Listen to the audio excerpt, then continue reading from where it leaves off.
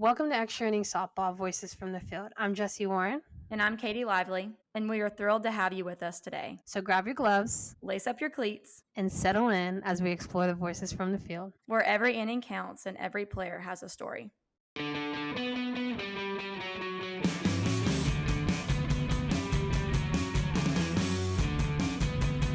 Hey everyone, welcome back to another episode. We have Jaden Mount with us again. We just couldn't get enough of Jaden. I told y'all she would be back, and soon enough she is. So we're just going to talk about travel softball.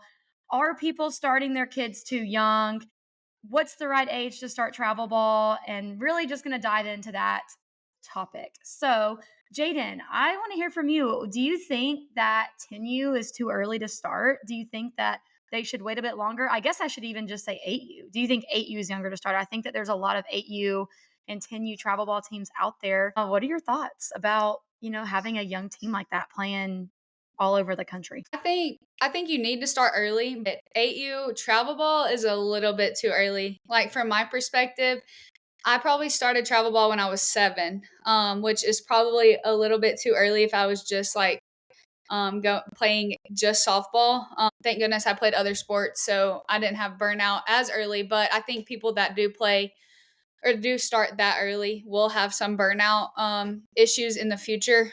But 10U is probably a good age to start playing travel ball because you're trying to get that competitive edge. And then obviously, what are they like in 5th grade at 10U? Yeah, I think so. And it's crazy because like when we were getting recruited, people were committing in at Yeah, 7th. So I think now you might can push back a little bit later. Now you have the September 1 of your junior years when you can commit and pretty much get recruited by colleges. So I think you can push it back a little bit more. Just let kids be kids, like let them go outside, scrape their knees, ride their bikes. Like we don't need to be thinking about what they're going to be in college, like doing in college at 10 years old. So I mean, yeah. I didn't even know what I was having for dinner at 10 years Right. old. So I think just push it back a little bit. Let the kids be kids while they can, because Lord knows I want to go back to being 10 years old again. Right. Right. Yeah. I think too, I know I've seen it a lot giving lessons and kind of getting into that world a little bit. People start their kids in lessons at like, I've given a lesson to a 6-year old. 6 years old's young. And kind of like what you're saying, 6, 7, 8, even up to 10 years old. I don't know. I'm very torn because I get that you want your kid to be the best. Like, I understand that. Of course, you want your kid to be the best at what they do. You want them to want to be the best. But it's like part of me is like 8 years old, you're just trying to fall in love with the game. Like we're not worried about the having the highest batting average or making sure that you can throw the fastest. While it's not bad to want to like be good, I don't know. I see that a lot now. I'll give lessons to like 8-year olds and daddies will come in and be like, oh, well, you need to make sure we're dropping our back shoulder really bad or we're doing this. And granted, again, you're coming and paying me to help your kid. I understand that. But at the same time, like she's 8 years old. I'm not going to sit here and punish her because she's dropping her back shoulder at 8 years old. She needs to fall in love with the game because if she doesn't, if all she does is sit there and worry about her dropping her back shoulder at 8 years old, she's not going to end up loving the game in the long, at least in Completely. my opinion. Yep. And if the parents are already acting like that when they're 8, Yeah. knows what they're gonna act like when the kids are getting to a recruitable age. Because I had some, people that I played with, growing up, and their parents were so hard on them, and they ended up not even wanting to play softball in college because Right. that's how much their parents really, like, had a effect on their mental health and just the love of the game. Like, they didn't love the game because, "Oh, if I'm not perfect, then I'm gonna not be able to eat dinner that night, or I'm gonna get my phone taken," or things like that. So, I just think, like, let the kids play the game. Like, muscle memory, yes, it can be a thing, but, like, when you're 8 years old, you can barely even run. Like, Right. like, they don't even know how to run right. So, a lot can change. I mean, my swing changed from my freshman year of college to my senior year of college. So, like, it's people take it too seriously at that young of an age. Yeah, I agree, and that's where I think with travel ball, I mean, do you think travel ball really feeds that? I know when I was younger, and I hate to compare to when I was younger, it's Yeah. different. Like softball was nowhere near as big as it is now. So I don't say that as a comparison thing. I just say it from my experience. Rec ball was the thing. Like if you weren't making 8U All Stars with the rec team, like you weren't you weren't great. Like you weren't a good player. Like that was a huge thing. And now I know with my sister, she's only 6 years younger, which really isn't that much of a time gap, when it comes to how much softball's developed in 6 years. But she she didn't play rec ball. She played rec ball, I think, 6U, and then I don't even know if she played 8 years, 8U. She may have played a year or two, but like rec ball was not cool. Like it wasn't the thing to do. It wasn't if you wanted to play ball and be good at it, you played travel ball at 8, 9, 10 years old. So I don't know. I guess my question to you is like, do you think travel ball has been the feeder for these 6-year-olds getting lessons and all these girls are getting so much pressure and even potentially the burnout of the girls because they start so young? Yeah, I do. Cause I mean, it's just the people are trying to get the competitive edge. People are trying to go power four, excuse me, Division 1, like, and and now it's getting so much bigger. And all these people like us, we played travel ball, we played the Division 1 realm. Like, you have to start early, but it's to a point where we don't want to start too early, where they're just not even like we're gonna spend all this money and then we're gonna be like, oh well, we're not even gonna play in college. So I think travel ball does have an effect on that. But it goes back to you saying we were in rec ball and we were the best on the field and we were like, yay. So I just think just letting the kids choose like when they should start. But then again, it's also like we had that experience growing up. And when we play, like I started travel ball when I was 7. I was taking pitching lessons at 7 years old, That is wild. Wow. right? And I really don't even know how I even got to that point. Because I started playing t-ball when I was 3. So parents are just like, go play, go play, go play. And then I think, well, I played in a league in a town next to me, and there was a really good pitching coach. In fact, he still does pitching lessons, and I talked to him a little bit still. But when I was at my lesson, a guy that had a travel ball team, his daughter was a year older than me, so she would have been 8 at the time. And he asked me to join that team, and I was 8U playing travel ball. Obviously, we weren't going to California and Colorado, Right, but right. it was still getting a little bit of a competitive edge over everybody else. But like thinking back, like, man, I was young. Like, who knows? I mean, I was in Baby. first grade. My mom Yeah. teaches first grade. They're 7 years old. Like, that's crazy. You barely even start your life and you're already getting thrown into travel ball. So I Right. think just picking the time and choosing the time when you think your kid should start and just let them play. Like, don't don't overdo it with them. Like, they're 7 years old. Okay. Right. Like, do they keep their room clean? No, they're not going to be able to hit 1,000. Right. Yeah, right. And then you even get into travel ball, how much they play. Like those girls are playing 5, 6, maybe even 7 games in one day, Yeah. which is crazy. And that'll be a whole nother topic that we'll touch on with rest and recovery in the coming episodes. But it's just then you think about that and it's like, my gosh, a 7-year-old playing from 7 a.m. to 11 o'clock at night on a Saturday. I don't know. And it's not me hating on it. I get it. Like it's honestly gotten to the point where if you don't do that, your kid's behind. There's so many times where I'll interview, especially with like the commit crew, a girl recently we interviewed, she was like, yeah, I started late. And I think she started when she was like 11 or 12. And I'm like, yeah, I mean, in the travel ball world, that's late. But then you think about their life and you're like, 12 is not late. Like that's not starting late.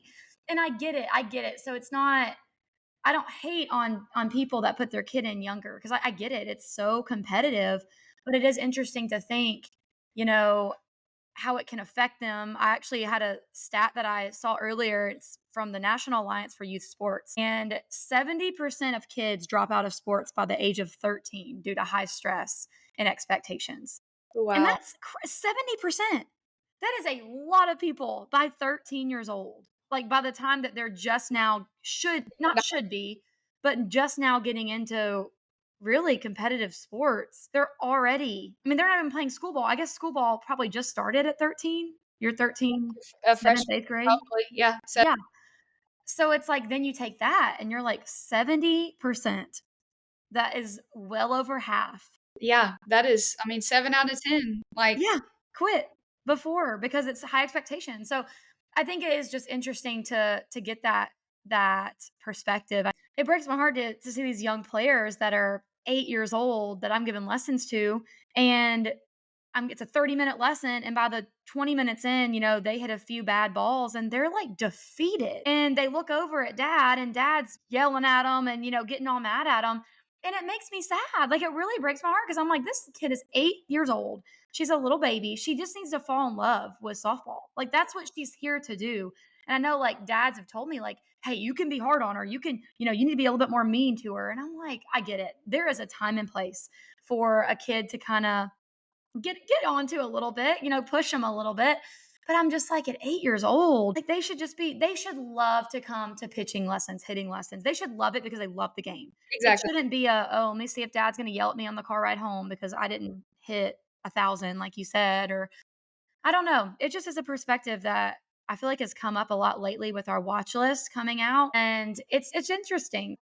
On the watch list topic, we do have a watch list coming out. I'm sure you've seen it if you follow our website, but it's a 10 and 12U watch list. It's not a ranking because we kind of saw an issue with ranking these young girls. Again, it's those high expectations and that high stress that I just don't feel like 10 and 12U kids should be experiencing right now when it comes to rankings and all that. So check out the watch list if you have a 10 or 12U player. Nominations in December 14th. So make sure you head onto our website and go fill out a nomination form for your young player. But even on the topic of that, it's just that high stress and that high pressure that I feel like girls experience. Even now, I see kids that are 10 years old posting on Twitter and tagging coaches. And No, it's like, you shouldn't be worried about that at 10. I don't know. Did you see that at all when you were coaching? I didn't have anybody tag me, but That's good. I have seen it in girls that I know from around East Texas, and I'm just like, because they saw me doing it. Yeah. I guess I wouldn't. I would email them, and then they would ask me like, "What? How do I get recruited? All this stuff." And nowadays, it's just like getting younger and younger and younger. And I'm thankful for the NCAA for pushing that recruiting date back. I mean, 10 years old tagging college coaches, like that is bizarre. Because like our little kid camps, like at South at ULM, I went to a little kid camp at LSU when I was younger. Like we literally made dirt angels and hit water balloons. Like I wasn't thinking about getting Fun. like, I don't know. It's just, it's crazy because that's what I like. I'm going to out myself right now because I used to cry when practice got canceled. And that's how much, That yeah, is I so know it's so sweet. sad, but that's how much I love the game. And you just don't see Yeah. that. You don't see that a lot anymore. It's like, oh, well, I didn't go 4 for 4, so I suck. Like, and if you're thinking about that when you're 8 years old, oh my gosh, it's going to be crazy when you're in college, in high Right. school, so. Yeah, right, exactly, and, like, I know I was victim to that more so than probably like, I was like, "Oh, if I didn't go for 4 for 4, like, I hate softball."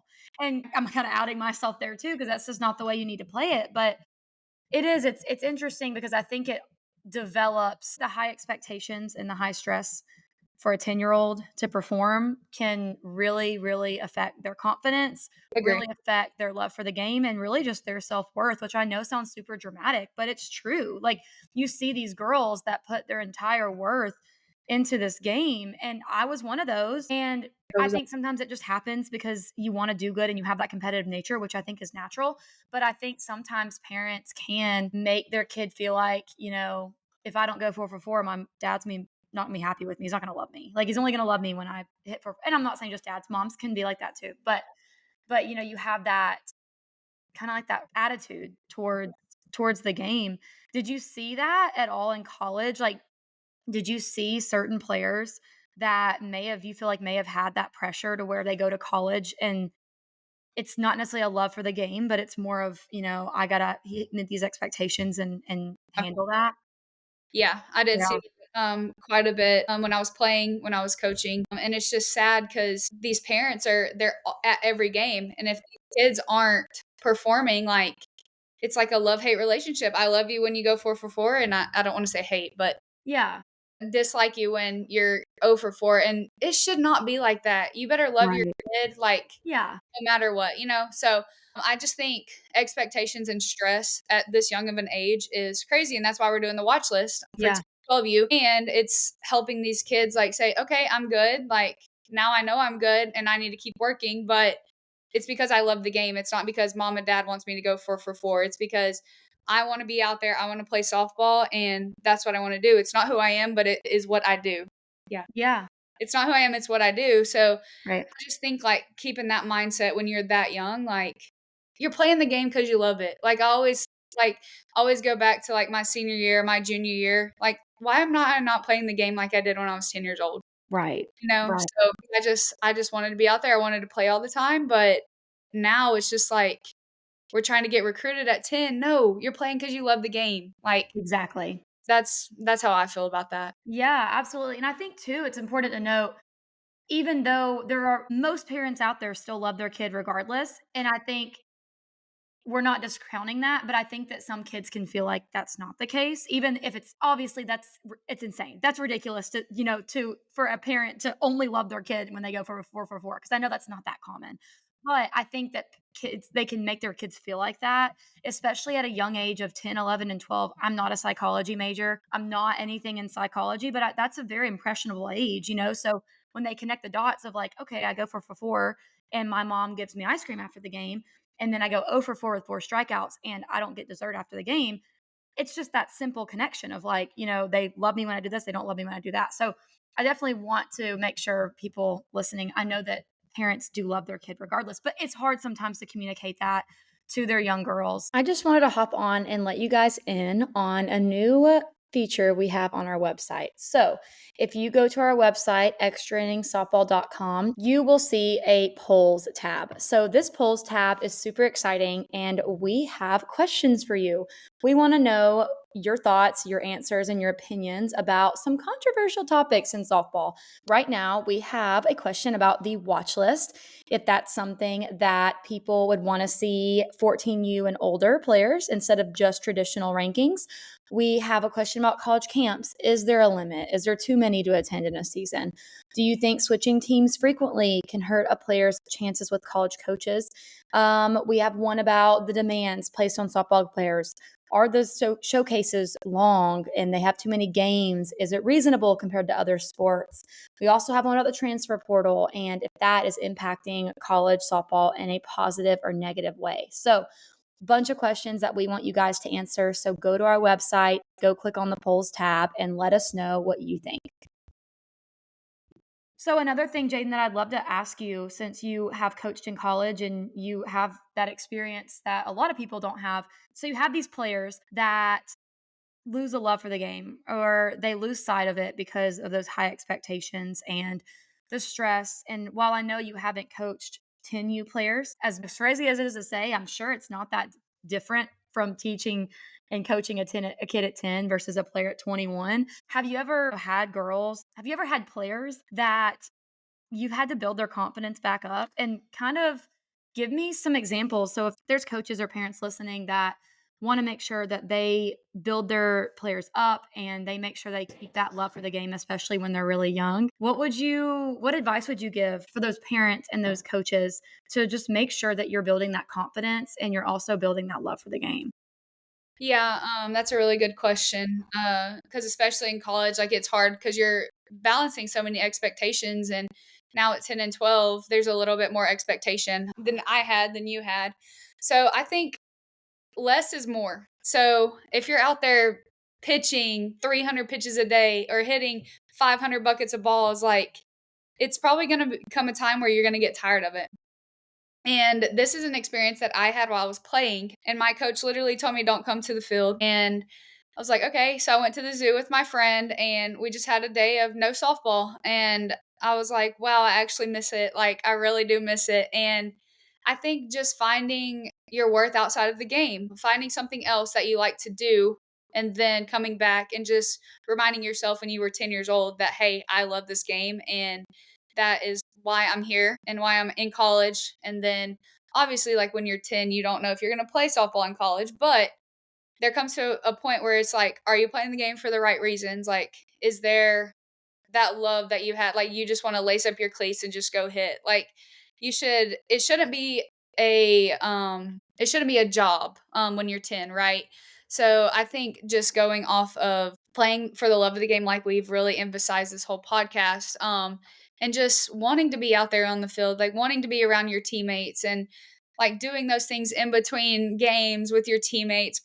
We used to play shoot, I can't remember what it's called. Ninja. We used to play Ninja all the time and all kinds of different things with your teammates. And that's the stuff that I remember. I can't remember what I did in a game. I don't remember how many trophies we won. So I think it's just finding that balance between wanting to be out there with your teammates and creating lifelong memories. Some of these people, when I get married, they're going to be standing beside me, and it's just because of softball. And I think just understanding like it's not who you are, it's like what you do, and finding something outside of softball and just understanding that you love the game. Yeah, I love that. And I think going off of that a little bit, I know my dad always told me, my brother, and my sister, who all played travel, softball, and baseball, he said that the minute he has to ask us to go to practice, beg us to go to lessons, anything like that, he's like, we're done. Like at the end of the day, he goes, I am never going to be like, come on, Katie, let's go hit. Come on, Katie, let's go to practice. Come on, you want to go to practice? We got to go to practice. He was like, I will not beg you. I will not ask you. So if I ever have to fight you to go to practice, then we're just not going to go. And I know that every kid is different. And I think that's really important to know too. I'm sure in coaching, you have to know each player. And that's probably the hardest part of coaching, I would imagine, is learning each player and learning how they tick. But I know it worked for me because it was one of those things where even if I didn't want to go to practice, I didn't want to miss practice. Like Yeah, I exactly. didn't want to tell my coach why I wasn't there. I didn't want to tell my teammates I didn't go because I didn't want to go. Like that's not what I'm going to do. So even when I didn't want to go to practice, I was tired, I had homework or whatever, I still knew deep down, like, no, like my teammates rely on me and my coach relies on me and I gotta go because I do love the game and I love my teammates and I love my coach and my team. So I think that's a really good rule of thumb too. Kind of like what you said of like, you know, taking it away for a second to an extent of fine, if you don't want to go to practice, we're not going to go. And I think it would be really telling if you have a player, if they're like, okay, cool, like I don't want to go. Well, then maybe they don't love it, maybe they don't have that drive for it, which is fine. And I think that's probably the hardest thing is it's okay if you don't want to play anymore. I think there's a line that I think you have to know yourself and you have to know your player that, are you just saying that because you're discouraged or do you really want to quit? But I think that people quitting is obviously not seen as good a lot of times, but I think there are situations where like it's good. Like you don't enjoy it, you need to be done, and that's fine. I actually saw another statistic. I'm just looking up all this stuff now. The American Academy of Pediatrics, they suggested that youth sports should not only focus on performance, but also encourage teamwork and social connections. Kind of like what you said, focusing on that teamwork and the relationships that you make, because it sounds cliche to be like, it's the relationships that matter. But at that young age, like you said, that's the most important. I mean, you just want to play with your friends. Like I love when my little girls come in for lessons and I'm like, oh, do you play on a rec ball team? They're like, yep, I play with this girl and this girl, and this girl's my best friend. She's in my class, and they're not talking about, yep, I hit a 4-hole and I'm the ace pitcher. It's, oh, no, I play with my best friend. She's here. And then the other girl from this class is in this.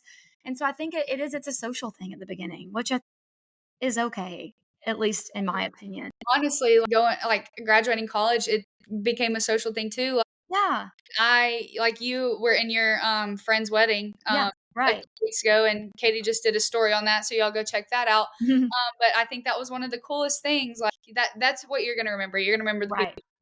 You're Right. not gonna remember, like I said earlier, how many strikeouts you had, how many hits you had. Like you're gonna remember the people, and I think that's one of the most important things. That I've learned from the sport is like what it taught me from a work standpoint, and then what it taught me, what the people taught me, and then who I got to enjoy it with. So I think that's one of the main things, and that's just going back to TenU. Like that's who I remember. I remember every team I was on. I mean, I don't know Right. how many we won, but I Yeah. remember those people, and I still follow them on Instagram and Twitter and keep up with them on Facebook. And now they have families, they're married. So I think that's one of the coolest things. Yeah, right. Well, I was gonna say that too. Like girls that I played with at 10U, my first travel ball team, I follow them on Instagram still. I still like their stuff. I still, see what they're up to. And no, are we like best friends? Some of us are. I mean, the two girls that I was talking about in my article, two of them I played starting, I think, at 12U. So I was in her wedding. So clearly we still talk, but I think it is just important to remember that. I remember on when we were in that wedding and we were all sitting around, getting our hair and makeup done, doing all the girly things. And all we were doing is sitting there talking about, Reminiscing. yeah, reminiscing. And it wasn't reminiscing on, hey, remember when you hit that home run? No, it was like, remember on the bus when we played that game? It was so stupid. Like, that's what we remember. And I think again, it's cliche because you all, everyone says it but it's so true. Like Yes. it's so true. Like I remember looking back, like looking at that room and being like, we all played softball together, and that's why like it's just so cool. It's so cool the relationships you make, and I think that that's lost a lot of the time, especially in a world where I think it's me all the time.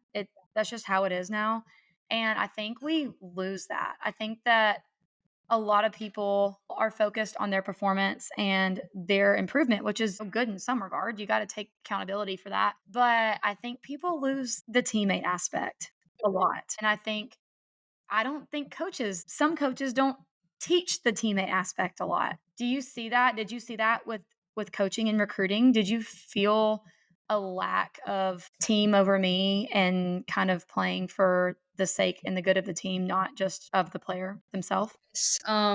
You see that a lot, especially when the bases are loaded, kid strikes out, looking the third out, and all she goes in and does is slam her helmet. Like that's about you. Like you're making it about you, and the minute you figure out that it's not about you, the better off you're going to be. And I had to learn that the hard way. So I think you can learn from me, and yeah, the minute you figure out it is not about you, the better off you're going to be. So I'm going to reiterate that. Because, I mean, those people could have struck out too, but they didn't. They got on base, and you were putting too much pressure, you were putting too much expectation on yourself. Like, just go back to the basics. Like, hit a little ground ball right up the middle. Like, it doesn't have to be Molly used to say, an 8-run grand slam, because that can't happen, right? So, just making sure that it's not about you. Yeah. Yeah. Did you Did you get that quote from your coach? Did Molly tell you that?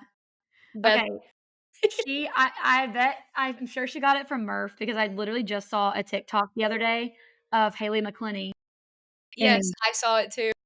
yeah, of Haley McClenny, and she said that the best thing she ever heard was when Murph told her, "The minute you find out that's not about you, the way better off you'll be." And so that's what I was wondering. I was like, I wonder if she got that. I'm sure she did. But I definitely would challenge, speaking of Alabama softball, if anybody listening wants to know the definition of that, you need to go look up what is her name? The girl that hit the home run, the walk off, Maslin Lunsford. She is an Alabama softball player, and it was I don't know, Jaden. I don't know how long ago it was, So, like it was probably 2008, 2012, 2012. Okay, it was something. a little bit longer ago, but it's this whole thing. If 2000, you're a coach, there you go. what is it? 2009. 2009. I thought it was yeah. If you're a coach or you are a parent of a player, you need to have them go watch this video. It is so powerful. It was the World Series game. I don't know if it wasn't the championship, was it? No, I think they were playing, They're playing UCLA, weren't they? was it or Arizona? Or Arizona. It was a team out west, I remember. Arizona State. They were playing Arizona State in like a World Series game, a big game, and one of the starting 9 hitters, I guess she just wasn't hitting well, or maybe she was just a It was slapper. yeah, it was their leadoff, 2 Okay, times. it was their leadoff. He pinched it for her, not because she wasn't doing well, it's because she was a slapper and it was bases loaded. And he was like, let me get more pop in the lineup. And that girl got on the fence for her teammate, cheering her on. The girl had a walk off grand slam, Walk, right? yeah, grand slam. Anyways, all that to say, that is definitely the definition of team over me. I think it's so powerful. And it definitely calls you out a little bit because I'm like, I don't know if I would have responded like that. So I need And to check myself. they also have a word, it's called mudita, Yeah. Mudita, and it's the finding vicarious joy in others' success. Yeah. And once you can do that, you're gonna be the greatest teammate. I love that. And it's hard, like, especially in It softball, is. like, when you're 0 for 4 and your teammate that you don't think is as good as you goes 4 for Yeah. 4, it's tough, especially at a young age. Once you find out that it's not about you, the better off you'll be. And I think too, I don't remember what coach it was. We were just interviewing a coach a few weeks ago, and he mentioned he was like, kids don't know how to sit the bench now. Like they don't know how to respond when they're benched. I think he was saying it in the context of there's just so many travel ball teams that their kid sits and they just go to another team. So players are really not, I don't want to say taught how to sit the bench, but they don't know how to handle the failures, especially because a failure, and I think this is something that I didn't learn until way later in my career. failure going 0 for 4 and failure sitting the bench is so different. Two It completely. is so Yeah. different. When you're going 0 for 4, but you know you'll still be in the lineup at the end of the day, that is so much different Yes. than sitting the bench and then still maybe going 0 for 2 when you actually get a chance to hit. Like it is different. I didn't learn it till later either. I don't know the solution to that because you don't just sit kids because they need to learn to sit. But I do think that's like we kind of talk about, you just don't learn how to Yeah, kind and of cheer for your nowadays, teammate, even when you don't think that they should be playing over you. yeah, and you have 9 people on your Yeah. team, and there's just nobody sitting the bench, No. and I think that is a lost cause because if you're sitting, you're hopping right to another team, Mm-hmm. which is We'll get into that in another episode, so stay tuned.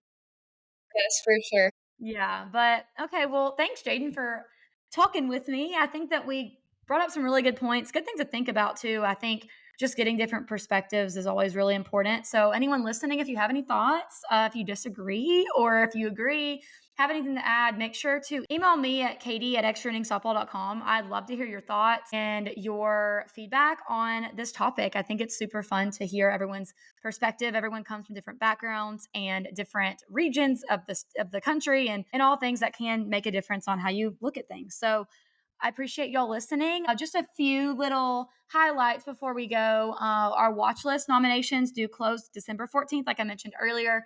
So if you have a 10U or 12U player that you just want recognized and honored for their hard work, their love for the game, their dedication to the sport, make sure to head to our website. It is under the rankings and nominations tab, and you can find that there. And watch our latest interview with our CEO, Bonnie Holland. She talks all things rankings, all things watch list. So if you have any questions about our rankings or our watch list, go get on that interview right now. It's on our website, also on our YouTube channel. It'll be on our website under the extra tab and then voices from the field. Don't forget to fill out a media feature. If you have a player that you want to highlight, you can go to our player profile feature. If you have any adversity, so this is kind of a newer thing that we have. We've always had an illness and injury feature on our website, but we decided to make it an overcoming adversity feature because if you're facing some kind of adversity that may not be an injury or illness, we'd love to hear about it. We think that your story could really, really resonate and help a lot of girls and players. A coach spotlight, I committed feature. All the things are on our website under the media features tab. And also go check out our team store. We have a bunch of really awesome items that I think you guys would love to give a player or a coach for Christmas. So make sure to hop over there as well. Thank you guys for listening in and tuning in, and we will see you next time.